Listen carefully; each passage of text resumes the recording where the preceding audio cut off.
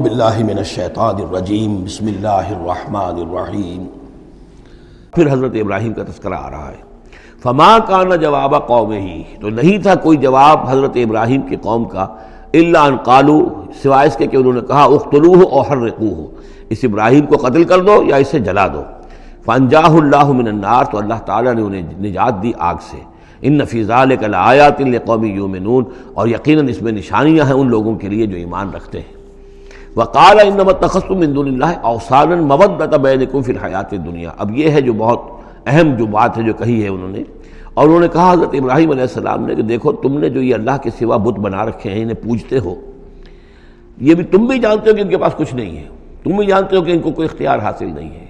تم بھی اور واقع ہو چکے ہو، میرے متنبع کرنے کے نتیجے میں تم آگاہ ہو چکے ہو کہ یہ تمہاری حماقت ہے، لیکن تم کیوں چمٹے ہوئے ہو؟ مودۃ بینکم فی الحیات الدنیا، دنیا کی زندگی میں تمہاری باہمی محبتیں جو ہے وہ چمٹا رہی ہیں۔ اب کیا کریں، ہماری قوم ہے، ہماری برادری ہے، ہمارا خاندان ہے، وہ سب یہی کر رہا ہے، میں اگر چھوڑ دوں گا تو میں آؤٹ کاسٹ ہو جاؤں گا، میں تو نکل جاؤں گا پھر برادری سے، اکیلا آدمی کیسا رہے۔ یہ چیزیں ہیں کہ جو انسان کو پھر جمع کر رکھتی ہیں۔ جیسے عصبیت کا ذکر آیا تھا پچھلی صورت میں، یا عصبیت نہیں ہونی چاہیے، اسی طریقے سے یہ عصبیت ہی نہیں بلکہ یہ کہ جتنے بھی رشتہ داریاں ہیں، دوستیاں ہیں، کاروبار ہیں،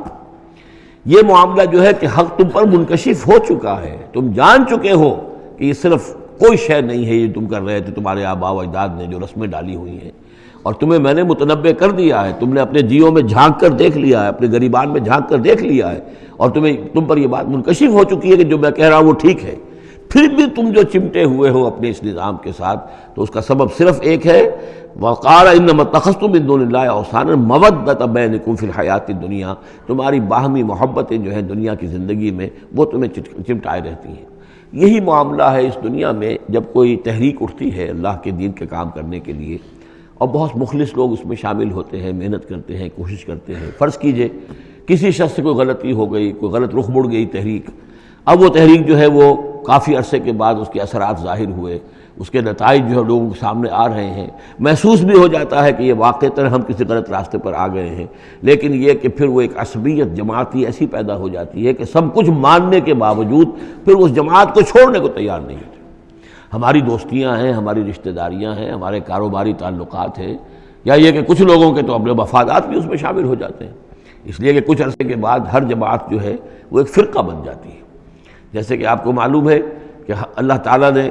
اس امت کے لیے جو ہے وہ 3 چیزوں کا بندوبست کیا ہے ختم نبوت کے خلا کو پر کرنے کے لیے۔ نبوت ختم ہو گئی محمد الرسول اللہ پر، تو جو خلا پیدا ہوا وہ 3 چیزوں سے پر ہوا۔ نمبر 1، قرآن کی حفاظت کا ذمہ اللہ نے لے لیا، جبکہ نہ تورات کا لیا تھا نہ انجیل کا لیا تھا۔ نمبر 2، ہر صدی میں مجددین کے اٹھانے کا اہتمام کر لیا، ایسے لوگ اٹھاتے رہے، نبی تو نہیں ہوں گے، وہی نہیں آئے گی، لیکن وہ دین کو تازہ کریں گے، دین کی حقیقی تعلیمات جو لوگ بھول چکے ہوں گے دوبارہ یاد دلائیں گے، دین کی اصل حقائق کی طرف متوجہ کریں گے۔ اور تیسرا یہ کہ ایک جماعت ضرور قائم رہے گی حق پر، لا تزال فی امتی طائفۃ قائمین علی الحق۔ اب ہوتا کیا ہے، ایک صدی میں کوئی ایک مجدد اٹھا، اس نے محنت کی، کوشش کی، جد و جہد کی، کچھ لوگ اس کے گرد آ گئے، جمع ہو گئے، آوان و انصار ہو گئے، وہ ایک جماعت بن گئے، لیکن یہ کہ اگلی نسل میں کیا ہوگا، یہ لوگ جو آئے تھے اس کے ساتھ، یہ تو آئے تھے فیس ویلیو پر اس کو قبول کرنے کے، یہ دعوت صحیح ہے، لیکن ان کی اولاد اب اس لیے چمٹ رہی ہے کہ ہمارے والد تھے اس جماعت میں۔ اب یہ عصبیت کا ایک سلسلہ شروع ہوا۔ تیسری نسل میں آ کر پھر یہ ہو جاتا ہے اتنے عرصے میں اس جماعت کا ایک حلقہ بن گیا، اس کے آپس کے دوستیاں ہیں، تعلقات ہیں، لین دین بھی ہے، رشتہ داریاں بھی ہو گئی ہیں، لہذا وہ ایک فرقے کی شکل اختیار کر لیتے ہیں، اب اس فرقے کے ساتھ چمٹ کر لوگ رہتے ہیں، لیکن پھر اللہ تعالیٰ کسی اور کو اٹھاتا ہے، اور پھر کوئی اللہ کا بندہ جو ہے اسی کام کو اثر نو شروع کرتا ہے۔ یہی ہوتا آیا ہے، اسی لیے ہر صدی میں مجددین، اس لیے کہ تیسری نسل میں آ کر دعوت جو ہے وہ لازماً اس کے اندر خرابی پیدا ہو جاتی ہے۔ اس لیے کہ حضور نے بھی فرمایا خیر امتی قرنی ثم الذین یلونہم ثم الذین یلونہم،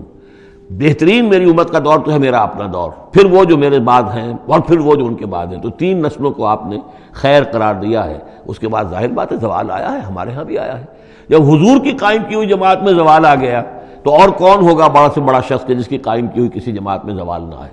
یہ تو چیزیں ہوتی ہیں، لیکن ہر شخص کو ہر وقت دیکھنا چاہیے کہ آج کے دور میں دین کا وہ کام کس کے حوالے اللہ نے کیا ہے، کس کو توفیق دی ہے جو صحیح طریقے پر اس کام کو کر رہا ہے، اور اس کا ساتھ دینا چاہیے۔ کسی جماعتی عصبیت، جس طرح کسی قبائلی عصبیت کے اندر مبتلا نہیں ہونا چاہیے، ایسے ہی کسی جماعتی عصبیت میں بھی مبتلا نہیں ہونا چاہیے۔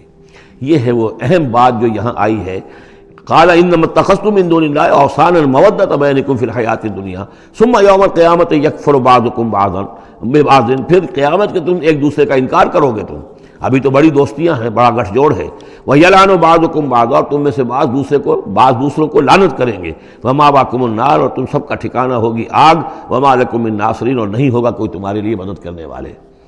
فآمن لہ لوط، تو حضرت لوط ایمان لے آئے حضرت ابراہیم پر، وہ ان کے بھتیجے تھے۔ وقال انی مہاجر الی ربی، اور حضرت ابراہیم نے کہا میں اپنے رب کی طرف ہجرت کر رہا ہوں۔ وہ اپنا ملک چھوڑ کر چلے آئے شام کی طرف۔ قرآن مجید میں کہیں بھی پھر اس کے بعد یہ تذکرہ نہیں ملتا کہ ان کی قوم کا کیا حشر ہوا، پیچھے ان کو ہلاک کیا گیا، کیا ہوا، واللہ عالم۔ انہ هو العزیز الحکیم، یقیناً اللہ تعالیٰ زبردست ہے، حکمت والا۔ ووہبنا لہ اسحاق و یعقوب، اور ہم نے اسے اسحاق جیسا بیٹا دیا، یعقوب جیسا پوتا دیا۔ وجعلنا فی ذریتہ النبوۃ والکتاب، اور پھر ہم نے اسی کی نسل میں، اسی کی اولاد میں نبوت اور کتاب رکھ دی۔ یہ نوٹ کر لیجئے کہ حضرت ابراہیم علیہ السلام کے بعد کوئی نبی، کوئی رسول اس دنیا میں ان کی نسل سے باہر نہیں آیا، لیکن یہ کہ ان کی نسل کہاں کہاں پھیلی ہے یہ ہم نہیں جانتے۔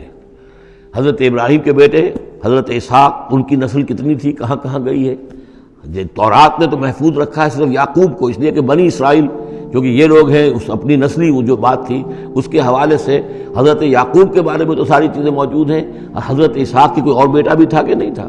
عیسو تھا مثلا، تو وہ عیسو کہاں ہے، اس کی اولاد کہاں گئی؟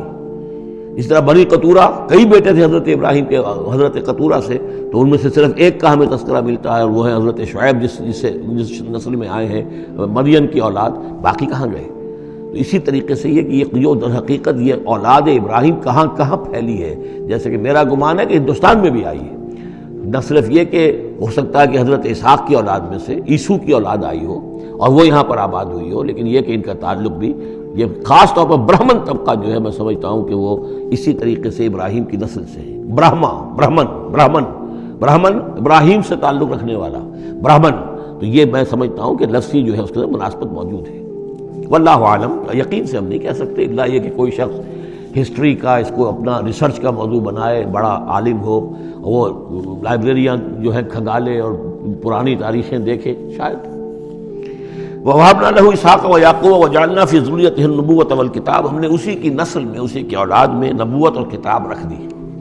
طویل عرصے تک وہ نبوت و کتاب آتی رہی حضرت یعقوب کی اولاد میں، پھر آخری نبوت و رسالت حضرت اسماعیل کی اولاد میں۔ وَآتَيْنَاهُ أَجْرَهُ فِي الدُّنْيَا، ہم نے اسے اجر جو ہے دنیا میں بھی عطا فرمایا۔ وَإِنَّهُ فِي الْآخِرَةِ لَمِنَ الصَّالِحِينَ، اور یقیناً وہ آخرت میں ہمارے بڑے نیک بندوں میں سے ہے۔ صدق اللہ العظیم۔